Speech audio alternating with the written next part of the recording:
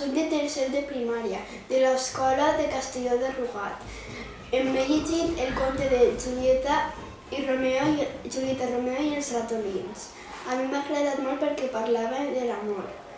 Es comença en casa de Julieta. Els ratolins vivien en la cuina, en una boteta xicoteta que Julieta no sabia que estava. Els ratolins convivien també es pensaven que vivien en el món del paraís. Però un dia Julieta es va enamorar d'un xic que li deien Romeo. El va convidar a dinar i va aparèixer una sorpresa. Un ratolí enmig de la taula.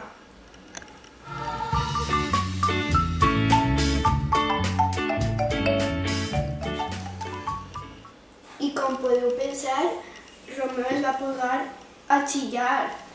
Julieta ja sabia que n'hi havia ratolins, però no sabia on n'hi havia. I després, tots els ratolins van aparèixer a la taula per a menjar el pastís que havia preparat Julieta. A mi m'ha agradat molt perquè parla de l'amor i us ho he dit, així que vos anime a llegir-lo.